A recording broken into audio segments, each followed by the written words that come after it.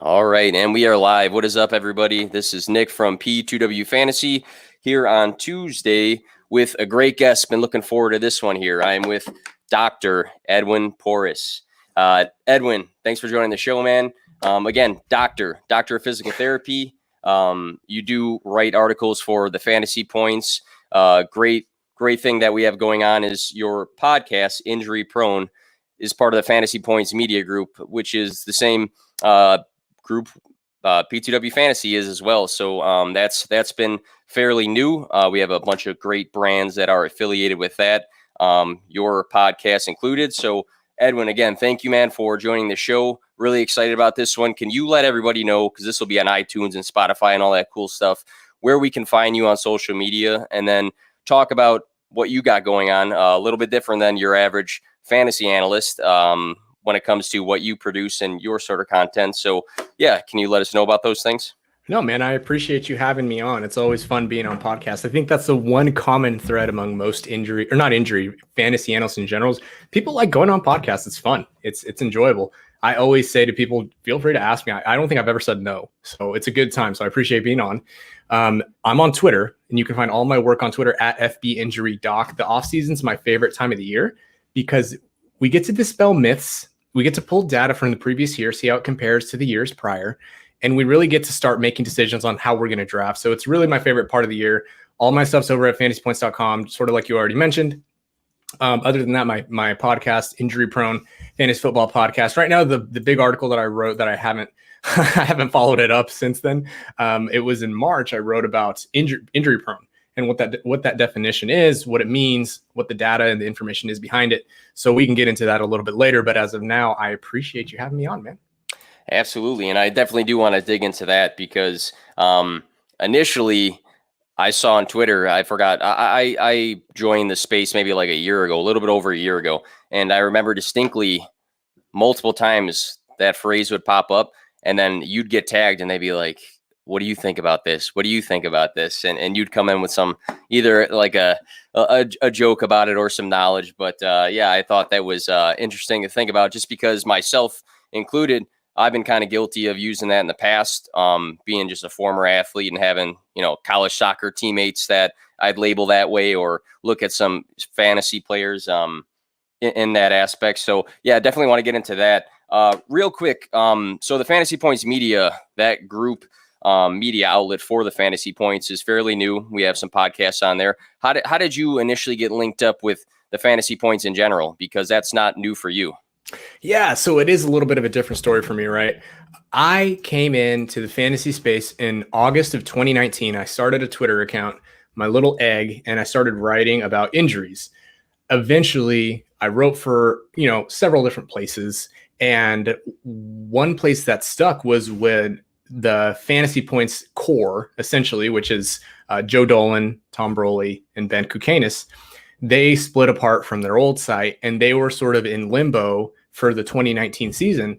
And they said it themselves. They were the fantasy free agents, and they basically just did everything for free.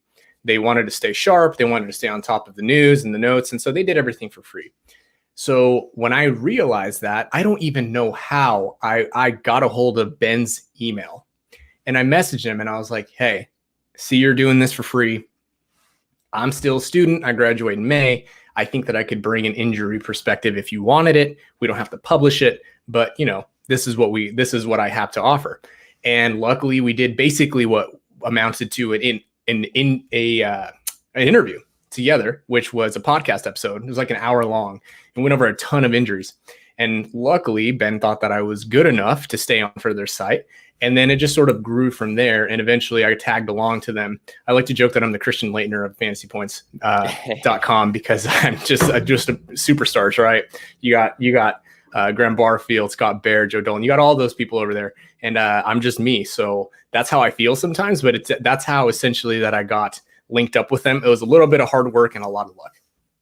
No, that's awesome. That's a great story. And I think one of the big messages we can take out of that is just reach out to some people sometimes when you're looking to expand or link up or collaborate or, join a team. I've had a lot of great collaborations for podcasts with people that were way bigger than me in terms of like following and things like that when I first started going. And I've also, on the flip side, met some great friends in the space just from people reaching out to me. And I think that's an awesome story, you reaching out to Ben and then just building from there. Ben is a great guy. He's the one who got me linked up with the Fantasy Points Media. Do want to touch back on that. Both Edwin and myself have podcasts here with the Fantasy Points Media. Want to drop that little graphic here.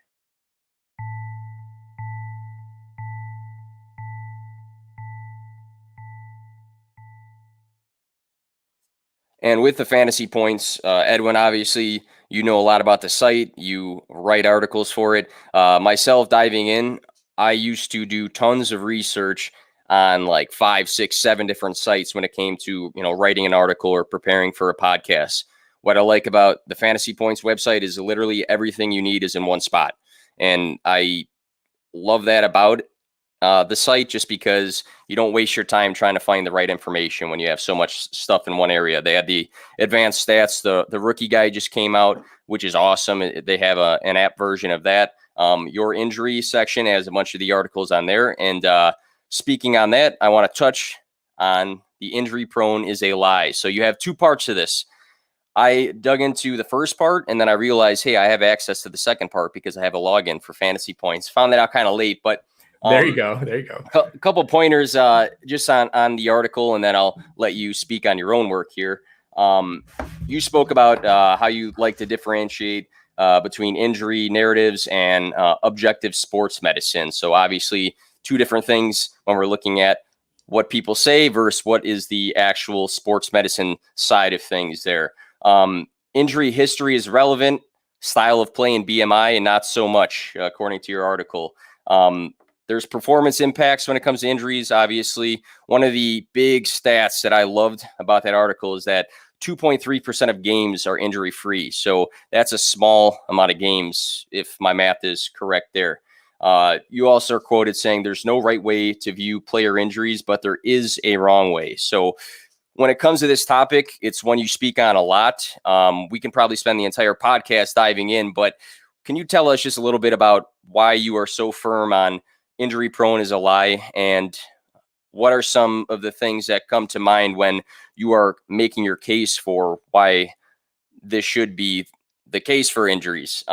Just recently, James Conner today is now going to be an Arizona Cardinal. The big stamp on him, and everybody today on Twitter was talking about, hey, don't worry about it, Chase Edmonds managers, because it's only a matter of time to when he gets injured. So you have that stigma on players in the league already. Again, I talked to you briefly about myself. I was a college soccer player. I used to think that when it came to some of my teammates because they were hurt often, but labeling people that way is probably incorrect a lot of the time. So I'm going to give you the mic to dive into this topic here. No, man. And I'll try to keep it brief. I tend to ramble on this because it does sort of fire me up, right? It gets my gears grinding. When people use the phrase injury prone, the problem is they're using it from a perspective of not really knowing what they're saying. Another phrase that I really get tired of is they've missed X games, for in this many seasons. So one of the things that I think people need to keep in mind is big picture, 1,000-foot, 10,000-foot view, right? When a person gets in a car accident and they injure a leg or they get a concussion, when have we ever looked at that person and said, oh, you're injury prone? No, they were in a car accident, right? So the same thing goes for players who are putting on helmets and shoulder pads and ramming into each other at extremely high speeds. People are going to get injured. The problem also is that oftentimes these narratives, which is what they are a lot of times, 99% of the time narratives, are peddled by people who don't really have a background in sports medicine. And that's really who I'm talking about most of the time.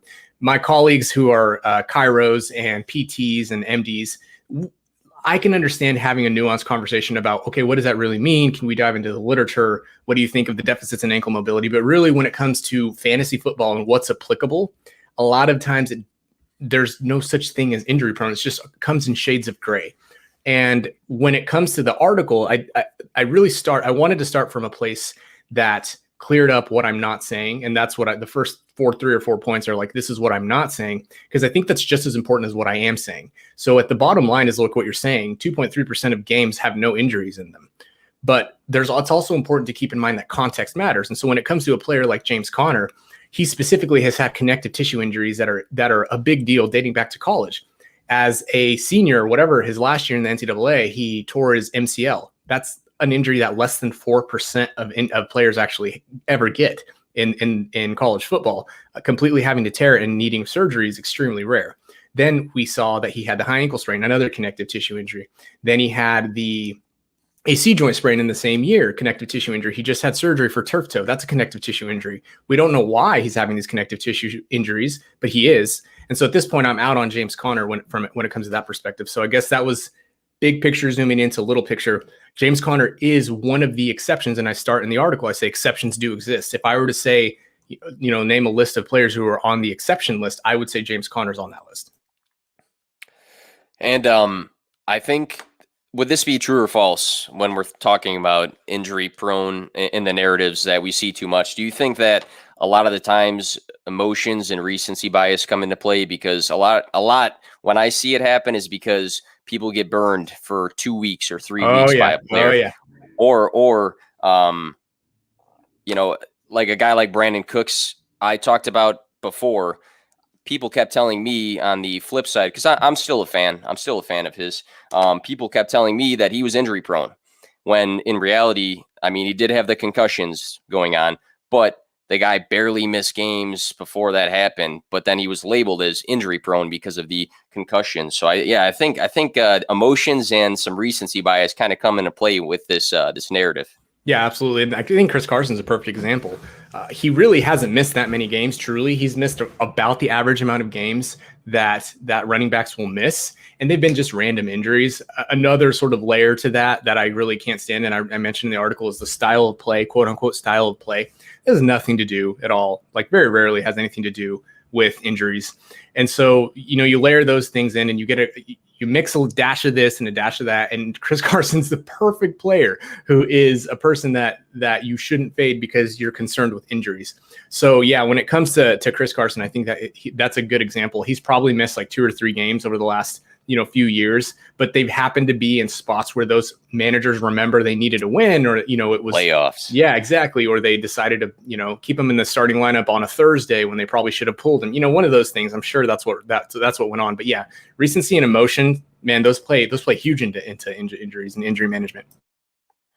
So with injury prone is a lie, we spoke briefly here about part 1. You do have a part 2. Would you say that part 1 is more of the overview and the basis of it, and part 2 seems to be more diving into some data? Because I looked into part 2 a little bit earlier today, and you had these graphics of characteristics, data type, values. You had some scoring going on. So is that kind of how the progression went for making these 2 articles?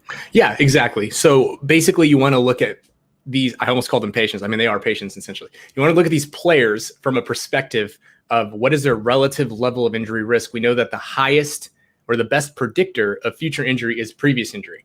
And just because they get a hamstring strain doesn't mean they're going to turn around and get a concussion, or just because they have a high ankle sprain doesn't mean that they're going to dislocate their shoulder. That's not what we're saying. Typically, you look at recurrence rates and you can collect that and make it an aggregate, in addition to adding the positional demands, in addition to adding the injuries that they're already at risk for because of their position. And you get this sort of composite score. It's an arbitrary unit of numbers of scores that will give you a score for their specific injury risk. The higher the score, in theory, the higher their injury risk is. And so that's essentially what part 2 walks through. I also put in, like you were saying, I sprinkle in my own analysis of specific injuries, which ones I'm nervous about, which ones I'm not, the average timetables versus what the narrative is. And we can get a little bit into that too. So part 2 really is, if you don't care about using the phrase injury prone and you just want to be a better fantasy football player, in my opinion, I think that you should just skip to part 2. I think part 1 gives you a good understanding where part 2 comes from, but part 2 is really the bread and butter. Yeah, and I think a lot of people will, if they have not checked it out already, and people definitely should appreciate being able to compare people. And when you have some sort of system with, scoring and values and separating factors, I think that's big, because we see 2 injuries, and we're going to talk about this later on. We'll see 2 guys with the same injury, but the same injury is not always the same injury. And we'll definitely get into that. So again, have Edwin with us today. We're going to dive into some guys that got hurt this past season and some outlooks for the future here, especially because there's a lot of questions coming for if these guys are going to be ready to go or what sort of injury actually was it and things like that. So we will get started with that in a second here.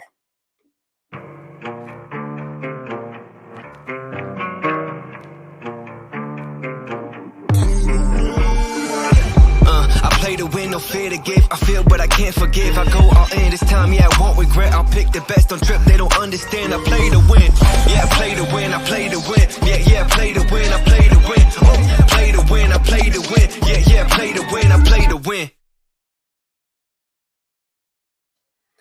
All right, so before we actually get into specific players here, I had a general question. When it comes to getting that injury report, maybe Monday or Tuesday, in preparation for that Sunday game. We don't have to dive too deep into this one, but when it comes to those notifications in your app saying this person is dealing with this sort of injury, are there any injuries that pop up that immediately are red flags to, hey, this is not looking good for Sunday? And then on the flip side, you have one where, hey, this is usually just a common thing that comes out from teams that you can be a little bit more laid back on? So I think from a very general perspective, when you look at practice reports and injury reports, this is the first year that I was able to do that as the season progressed, most star players, if they're dealing with something, a lot of them will do limited practice Wednesday if it's a traditional week. Some of them, I mean, AJ Brown, Deontay Johnson, they didn't even practice on Wednesdays most of the year. And that's normal. That's something that I think it gets a little bit blown out of proportion. So when it comes to general things I'm not worried about, that's really one of them. Another injury specifically that I think is before this year, I would have said not that big of a deal or maybe less of a big of a deal are high ankle sprains. We all know high ankle sprains are bad intuitively. We don't really know why. Well, the first thing that I did this offseason was dig into high ankle sprains and how they impacted skill players from 2016 to 2019. Or I think it was actually 2016 to 2020. So it's a sample of 60 skill players. On average, skill players who average above 9 points per game, half PPR points per game, had a 15% decrease in production compared to their seasonal average in the first week back from a high ankle sprain. So that's that. The other thing, and this is sort of similar with concussions, ironically, even though they're totally different injuries, when it comes to high ankle sprains, they don't necessarily recur often, but they do stick around. And you saw it with Michael Thomas, right? You saw it with Raheem Mostert. You saw it with Jimmy Garoppolo. There were a lot of players that happened to this year. That's not uncommon for things to stick around, for that injury to stick around because of the blood flow, the blood supply, how the ligaments are structured. And they just take a long time to heal. The last thing I'll say is often when these injuries do recur, they're a lot more serious the second time. Again, like you saw with Jimmy G, with Mostert. You saw it in 2019 with Alvin Kamara. He had the additional MCL sprain. So when you're looking at high ankle sprains specifically, I'm really cringing when I see that my, linchpin running back or my anchor running back gets a high ankle sprain.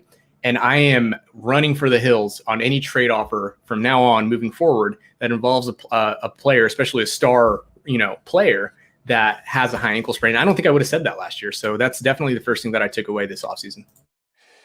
Yeah, and I think, like you said, once you start picking up on some guys are missing X amount of weeks more consistently due to a particular injury, it makes you be a little bit more cautious. And I know in a lot of people's leagues, the minute that something pops up on the injury report, that player's on the block, or you have offers coming the other way. So kind of understanding that, hey, this might be a big deal, especially in redrafts, or don't worry too much about this, might be more of a rest day, I think is actually pretty important at times. We saw guys miss tons of games this year. I mean, we'll get into McCaffrey at some point, miss a lot of games this year. And then we had other guys that missed a lot of games, but came back strong, like a Nick Chubb sort of player. First injuries. So I kind of broke some of these down by an actual injury and had different players from different positions in these categories here. So the first one is ACL I wanted to touch base on. Again, former athlete, that was like the biggest nightmare is like those three letters in the back of your mind. I had a lot of college teammates who actually suffered the injury. My brother actually suffered the injury. So whenever I hear those injuries, it just makes me cringe. So three players that suffered this injury, and there was more than three, but three guys that come to mind right now. So Joe Burrow, ACL, MCL, PCL, meniscus.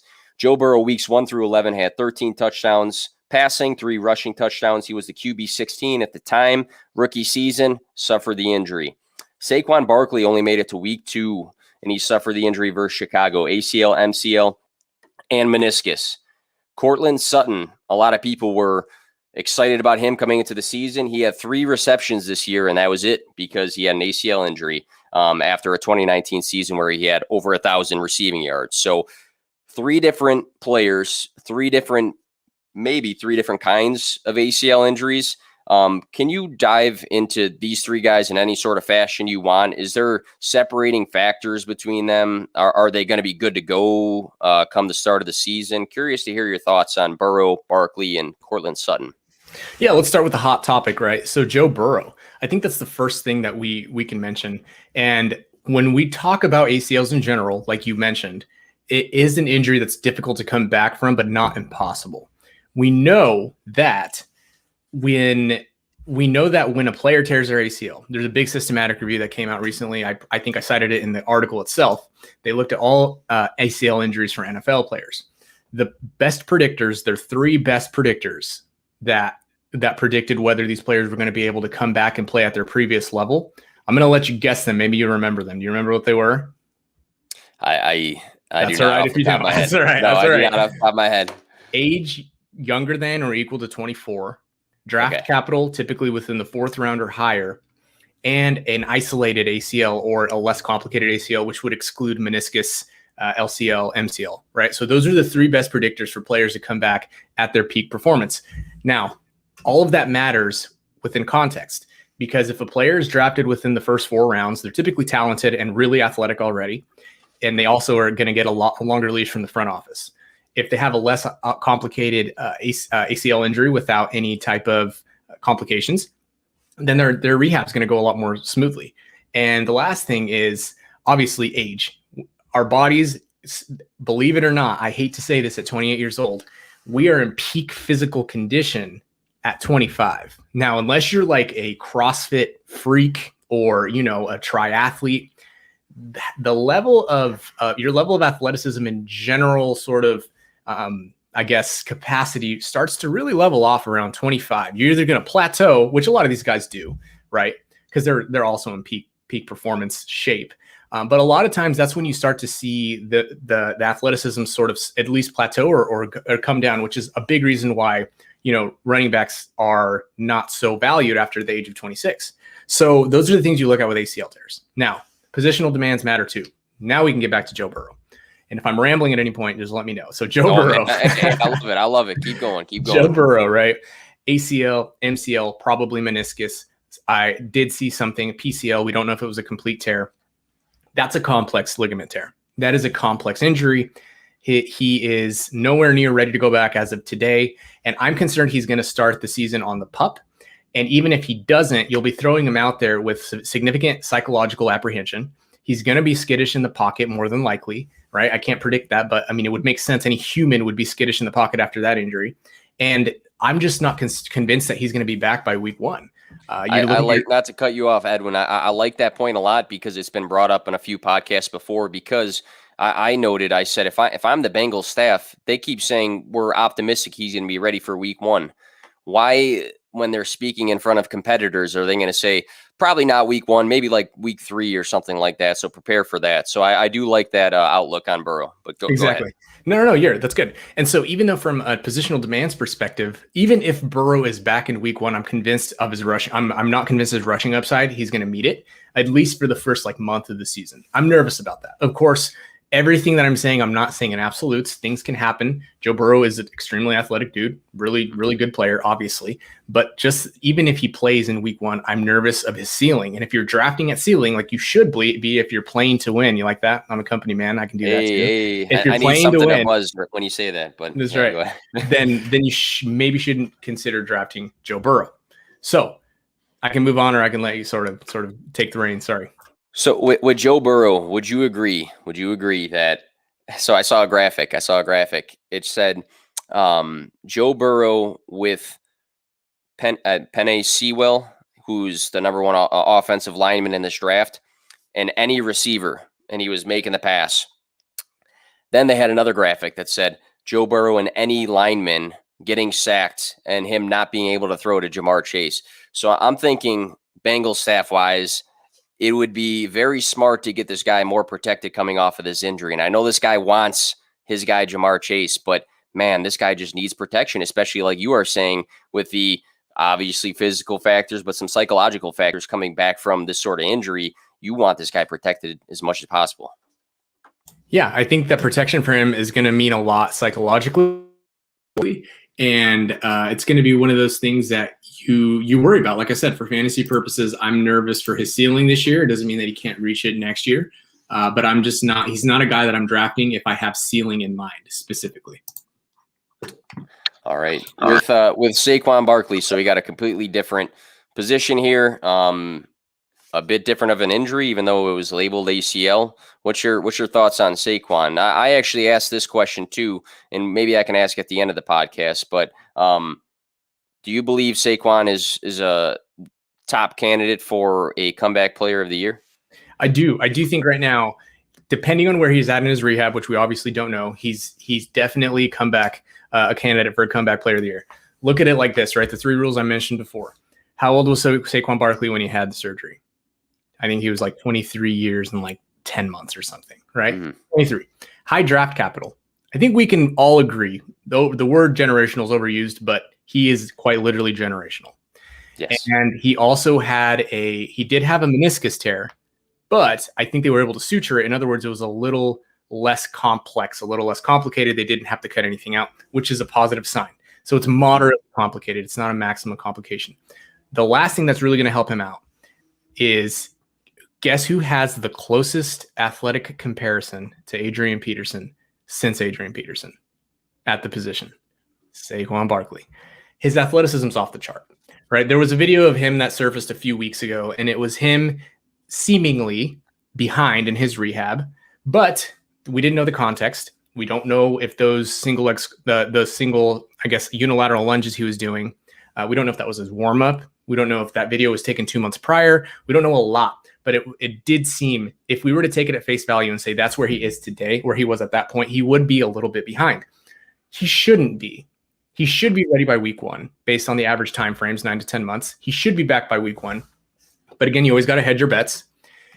If it's really hard, it's going to be really difficult for me to fade Saquon Barkley.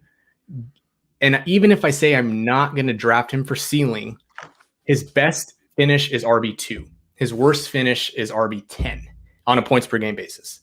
I'm more than convinced the dude can finish somewhere in between there and be your linchpin, be your, if you're going, if not 0 RB, but if you're going anchor RB, that's definitely, he's not somebody that I'm going to pass up. I mean, he checks all the criteria to be fine. So I'm definitely less concerned for Saquon Barkley, even though it's a major surgery, a major injury. I'm less concerned for him than I am for, say, somebody like Joe Burrow.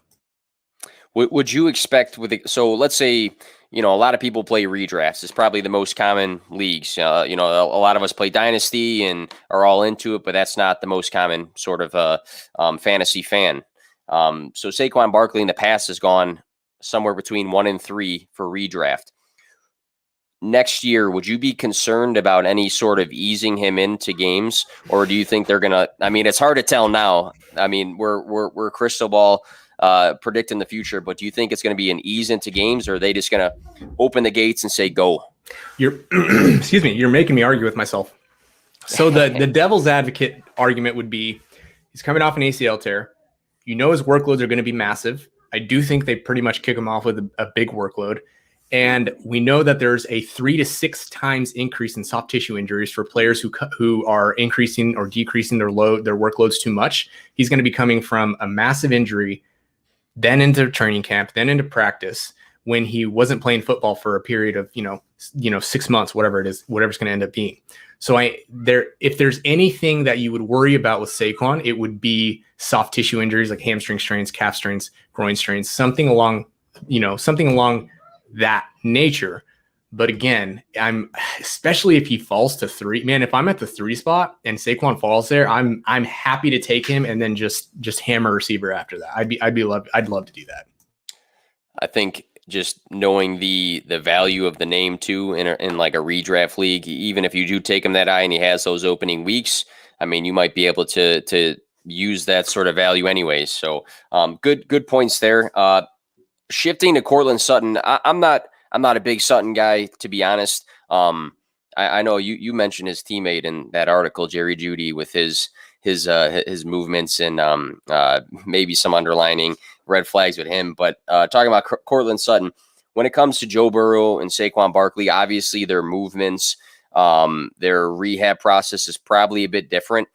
Is the wide receiver position, due to all of the movements with the route running, does that make the ACL maybe rehab process any different, or is it still kind of along the same path? That's what I was thinking of, because when I think of a good wide receiver, I'm looking at the fast feet and the cuts and the jukes and all that. So I was always wondering that. That's a good question, man. So when you look at ACL tears, wide receivers do tear their ACL at a higher rate per player than running backs or other skill player positions. Pass catchers actually do.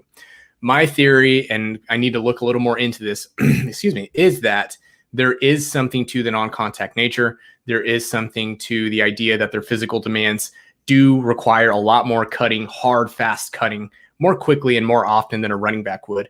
And, a lot of times, because the philosophies are so different, right?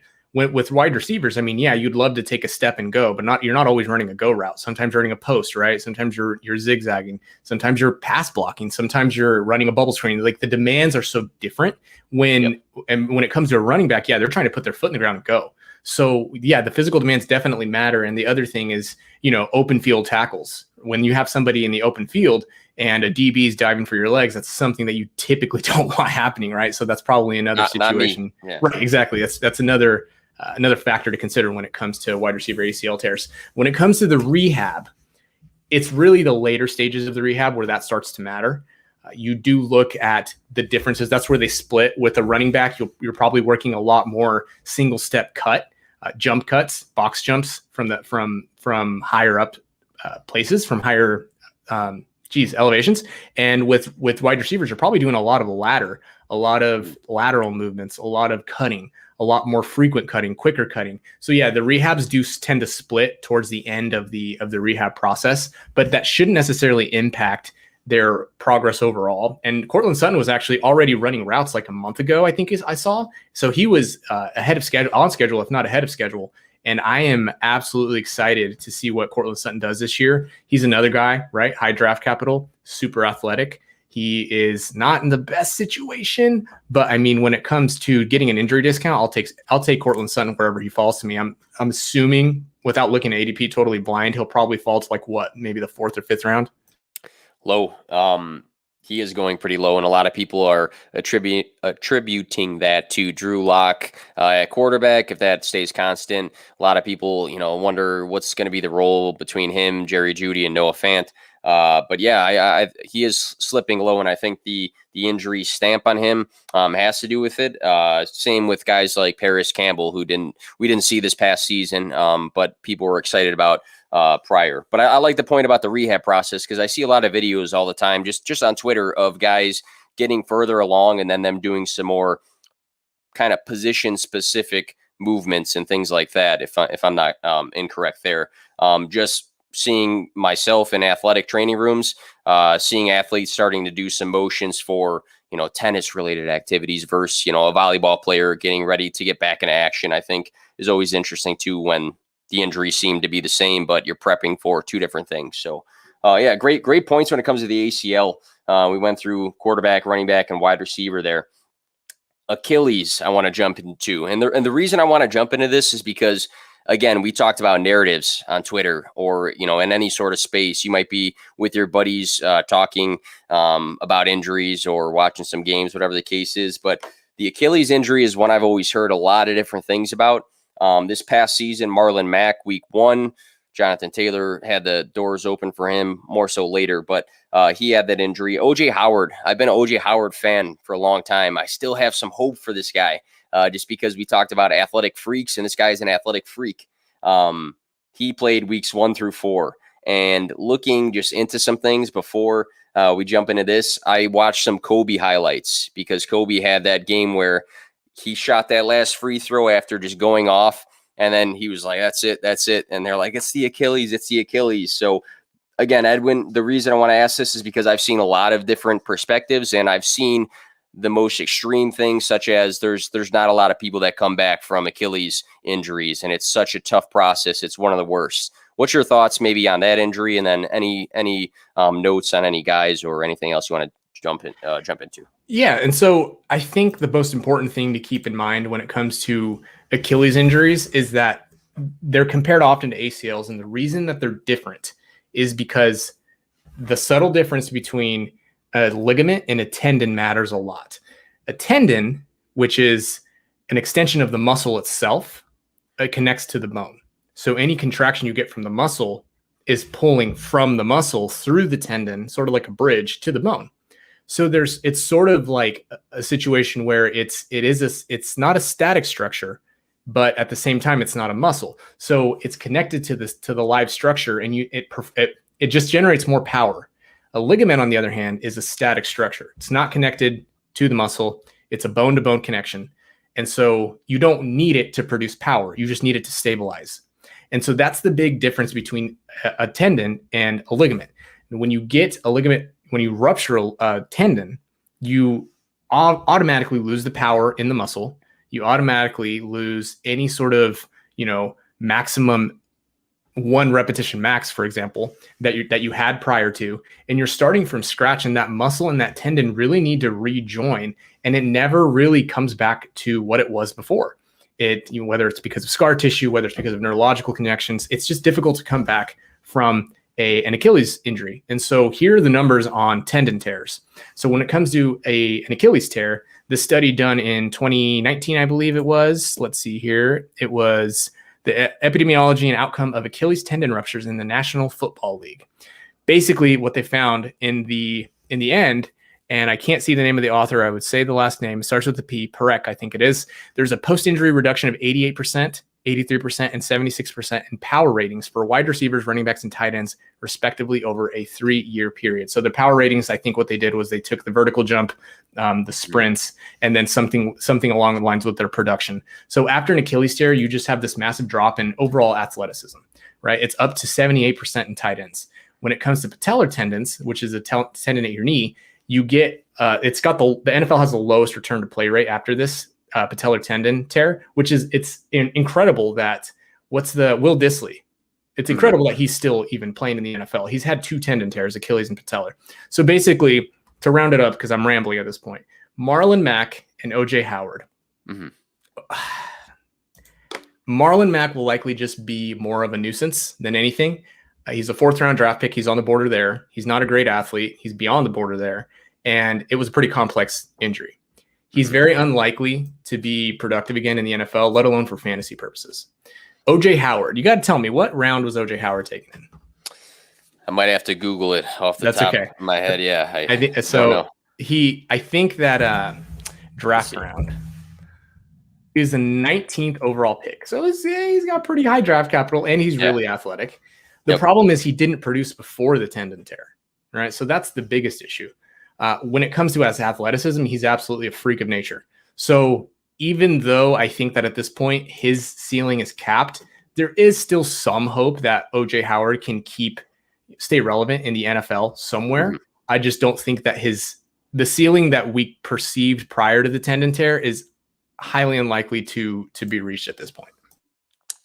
Yeah, with OJ, I think it was 2 or 3 seasons ago, he had a stretch. I think it was across like 6 weeks where he was a top 5, I think, tight end. He was just on a tear. And he's a guy that can be an end zone target. He can be a yards after catch guy. But those factors with using the athleticism were kind of red flags when it came to this injury.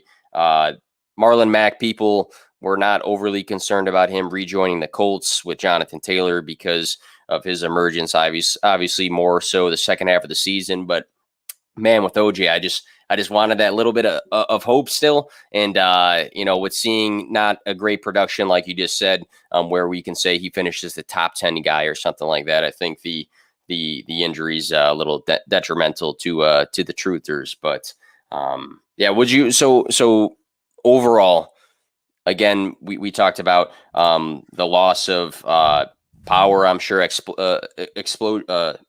being explosive, things like that. So this is classified, in your opinion, then as a more complex recovery than the ACL that we just talked about. Yeah, this is definitely more complex rehab. The numbers on it in terms of return to sport and return to previous level of play are really bad, unfortunately. And it's just the nature of what I mentioned before when I nerded out about the difference between a tendon and a ligament. All right. So I had to ask you about this next guy on the list here. So we talked about, again, ACL, Achilles. We had some offseason news that A.J. Brown had some procedures done in his knees, which was crazy because it came out of nowhere. He missed 2 games this season. He had 70 receptions for over 1,000 yards, 1,075 yards, 11 receiving touchdowns. He had 106 targets. So the numbers don't say outside of those 2 games that he looked like he was battling something. But here's a quote from our guy, A.J. Brown here. Nobody knew. They told me I was done for the year, like in week 2. I played all year. I ended up making the Pro Bowl. Didn't know how I was going to do it. I did it. That's an A.J. Brown quote right there. So this guy had 2 procedures in his knees done. My big question to you is, how did he play this season and to a great level? Like, that's insane to me to think that. So that was fun to remember when that happened. Didn't he come out later and said something like he was high, he was doped up on the drugs or whatever? Didn't he say that? Yeah. So, well, I mean, I'm pretty sure he was like on Instagram or something, and he was chilling in the bed, and he was talking about how he's going to be the best receiver in the league and this and that, and nobody knew that was a thing. Right. So later on, after that happened, Mike Garofalo from the NFL Network came out and said that he had a, quote, cleanup procedure on his knee. It's highly unlikely. Okay, I don't want to say that. Let me back up. It's possible that he had a meniscus tear to the point that he needed it repaired. What's more likely, since it was both knees, is that he had some cartilage damage that could have been repaired with a regular just knee scope, which what they call, quote unquote, a cleanup. Those typically take anywhere from 3 to 4 weeks for players to come back from. If you do one, if you do both, he is highly unlikely for him to come back within a time period that he felt was satisfactory. That probably would have been at least a 2-month absence, just because it's difficult to get to rehab back from those. Just depending, I mean, just to how rare those are. I've never even seen one in the clinic. I've never seen people get bilateral knee scopes done and have to come see me. Now, they are relatively simple to come back from, but again, not if you do 2 of them. So I don't think it's anything we should view as super, pressing in 2021, he's going to poop out or something like that. But I do worry now because the path to Todd Gurley syndrome is with and through a bunch of scopes. And he had 2 on both knees at this point. And so he is going to get a bump sort of down in my sort of collective score this year when it comes to longevity, because this is something that we should at least be aware of moving forward. That way we're not caught off guard like everybody was with Gurley. Yeah, it was interesting to see what people said following that, because a lot of people were like, man, this guy went off this year in the games he played and he was hurting. Well, what's he going to do if he's completely healthy? It made me think of Jameis Winston when he had the LASIK eye surgery, and people were like, this guy couldn't even see. And now he's out there. Well, we'll see. Maybe he's going to be out there this next season. Yeah, could be the case. Funny.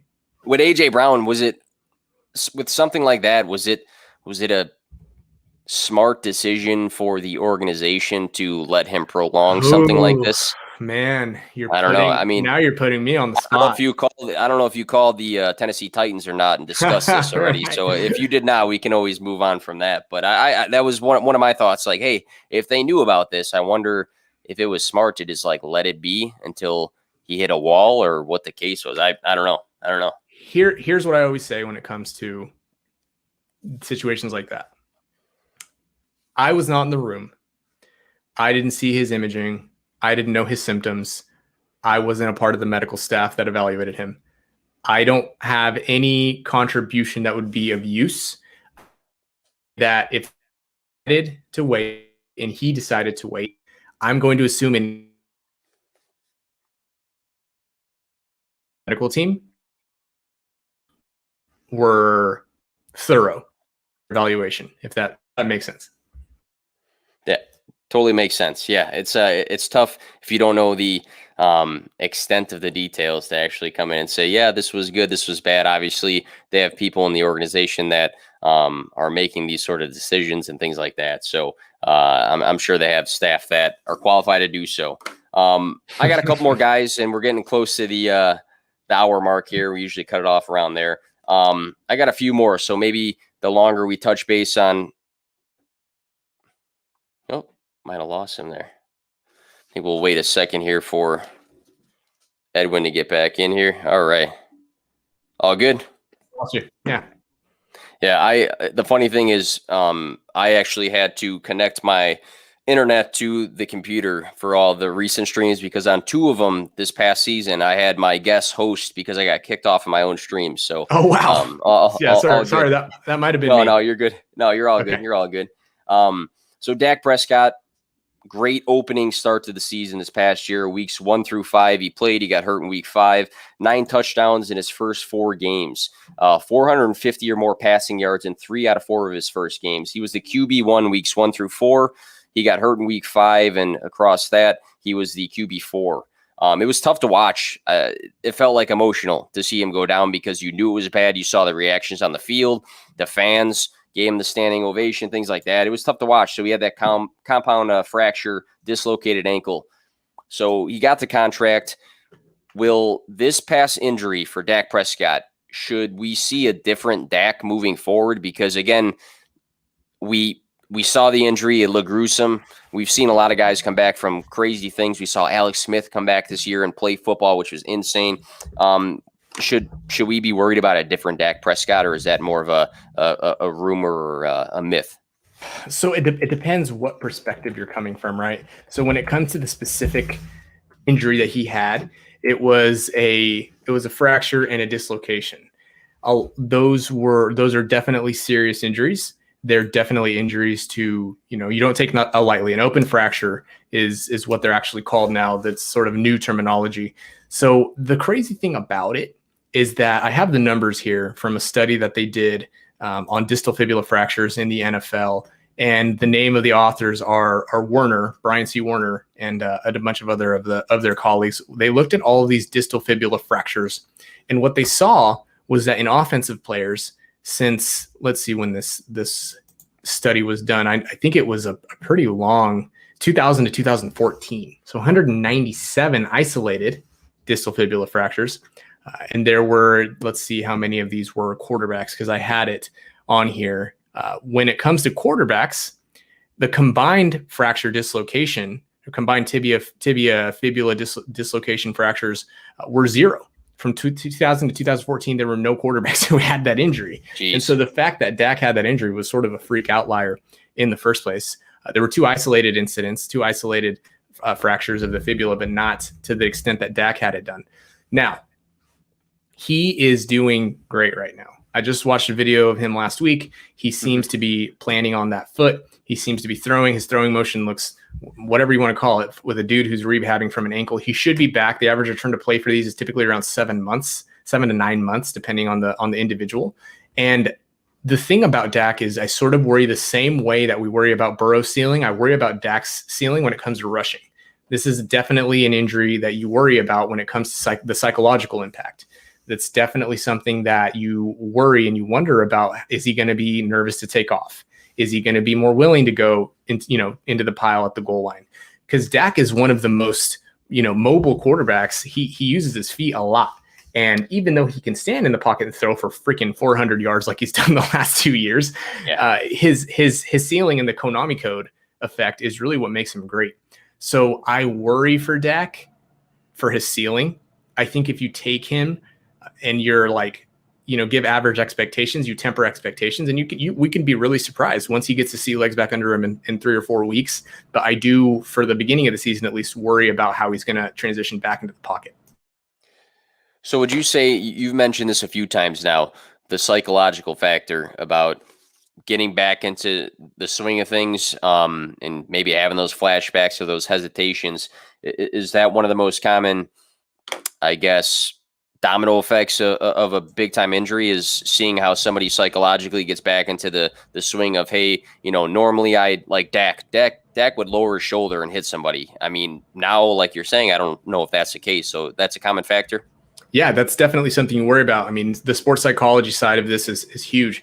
And you saw it with Jimmy G when he came back from his ACL tear. You saw it with Alex Smith, understandably so. You see this skittishness that players will feel, and the apprehension that's totally normal. Once they, get settled in, maybe it gets better. But for the first few weeks before he gets settled in, yeah, that's definitely a factor that we need to consider, and a factor that maybe he's fine. Maybe it doesn't bother him whatsoever. But from a physical perspective, he should be good to go. And not just thinking about myself and not at all comparing myself to an NFL player. But I do remember freshman year of college, I actually had a skull fracture, and I played soccer. So I remember the first handful of practices, getting back into the swing of things, and then that first and second and third game, ball's up in the air, and there's nothing more I'm thinking about than my skull fracture. So I get that, and obviously it's different in the NFL when you got those sort of athletes tackling you and things like that. But good points with Dak. Obviously, he's got a supporting crew for fantasy that gives him that upside, but we know that the rushing upside for quarterbacks is huge for the extra fantasy points when it comes to guys like Dak, and we can go down the list of who else is good when it comes to that as well. I got 3 other guys on the list. We'll hit on these pretty quick here. I got to talk about, he's back here, bottom left or right shoulder here, Christian McCaffrey, the 101. Some people still say he's the 101 of dynasty, superflex, or quarterbacks. This past season, it was kind of like a tease because he played in 3 games, but when he played in 3 games, he played like himself. Week 1, 97 rushing yards, 2 touchdowns, 28.5 fantasy points. Week 2, he had 2 touchdowns again, so back-to-back weeks, 4 catches, 24.8 fantasy points. And then in week 9, he came back from injuries. He had 69 rushing yards, 10 receptions for 82 receiving yards and a touchdown, 37.1 fantasy points. So it was such a tease because we all obviously selfishly wanted him back. And when he was back, he was going off like usual. These injuries this past season, maybe you want to touch briefly on those, but should we be concerned about labeling him as that 101 because he missed so many games, or is missing these games any sort of signal for him to prolong his tenure as a running back? Because in fantasy, when a running back turns 25, 26, it's like some people think they have to be rolled out to the field and things like that. So, curious to hear your thoughts on Christian McCaffrey. Christian McCaffrey, if anybody lets him slide to the 2, you're taking him. You are taking him. You're taking him to the bank. You're laughing, and then you're going to cash it in and laugh again. I love it. Christian McCaffrey suffered a high ankle sprain first. They took it really slow with him. Came back, had an AC joint sprain. We didn't talk about this, but the AC joint sprain, and I talk about it in the injury prone article, is one of the injuries that I am the least scared of. And I'm targeting players who have AC joint injuries, especially if they come back after the 3-week mark, after the average, because the typical recurrence rates are not talked about. They're not very high, and they just tend to be an injury that players can come back from without issue. So came back from the high ankle sprain, had the AC joint. Finally, after going from training camp to rehab to game to rehab, back to practice, then to the game, his body was just confused, man. When you're at that elite level, your workloads matter. I mentioned earlier the 3 to 6 times higher percentage rate of soft tissue injuries after you are laid off, after you're laid up, or after you actually do too much. And that's probably what happened to him. The Panthers looked at the writing on the wall. They said there's no point in us putting him out there in the first place.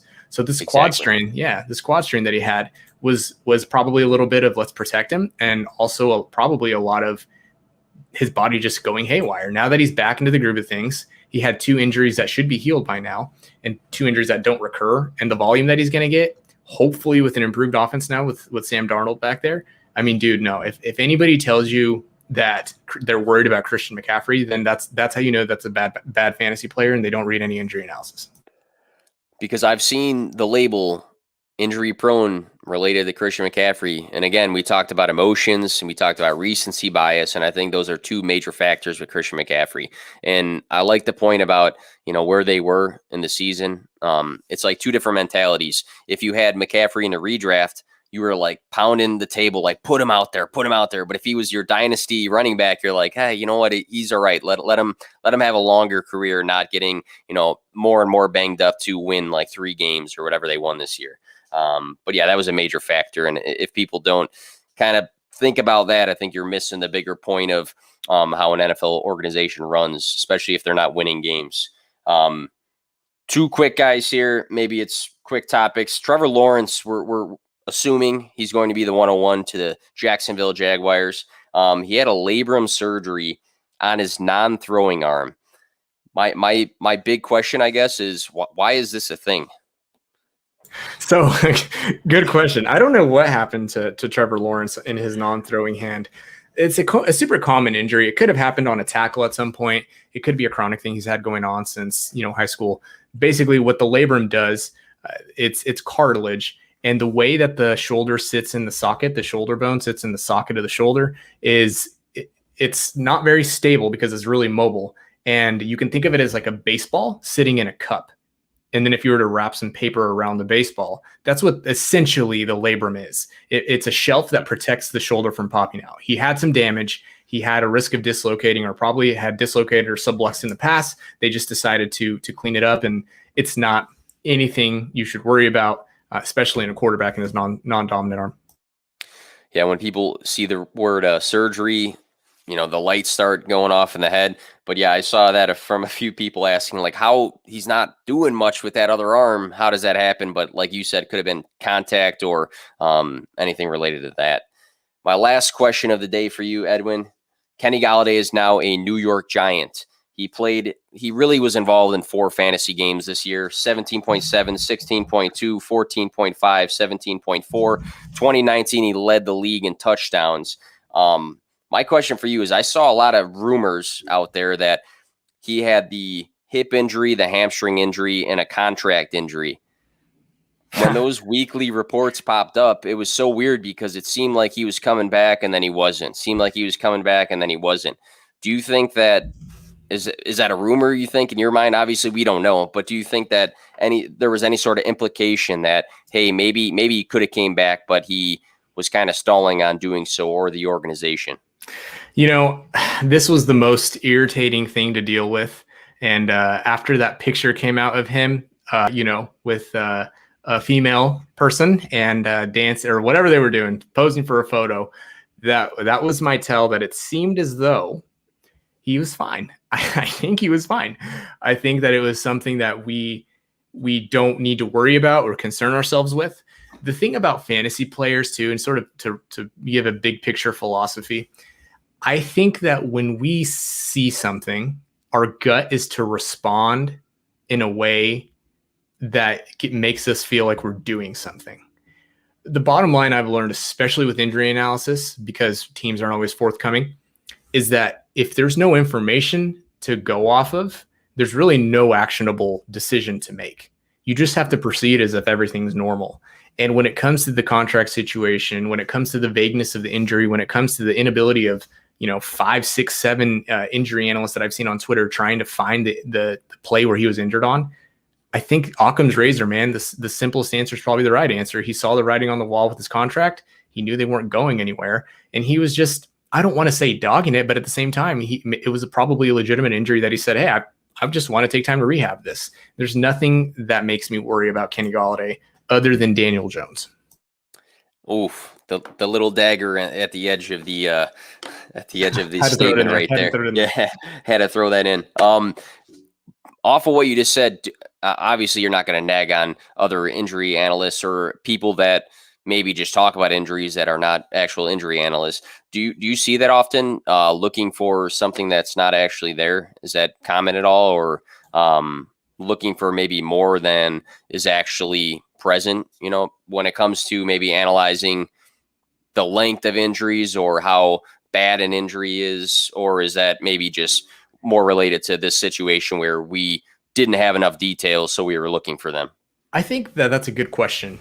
And I think that the reason I wrote about the what I'm not saying article in the injury prone article in the section of what I'm not saying is partly because of that. I think sometimes we analyze things too hard.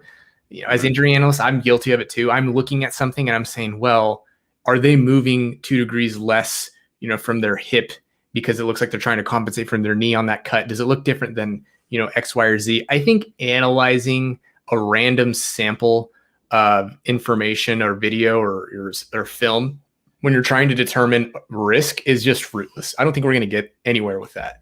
I think trying to predict injury is impossible. If it were possible, there'd be a really rich person out there and nobody would be injured.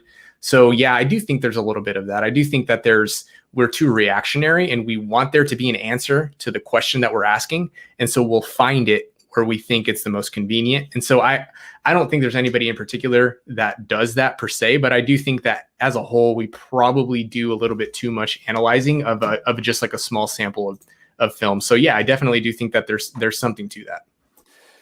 And I think that kind of goes obviously 2 different things, but just looking at people that dive into the deepest of advanced stats when trying to prove a point, I see that kind of often too, where, they're looking for the smallest separating factor between 2 sleepers or something along those lines and trying to really utilize the advanced metrics that they can find on some guys. But great points there. I like that a lot. So we're at the hour mark here. Wrap things up. I'm sure we can talk about fantasy, talk about injuries for another hour here, but I cannot get in trouble that way. And I'm sure you got things going on as well.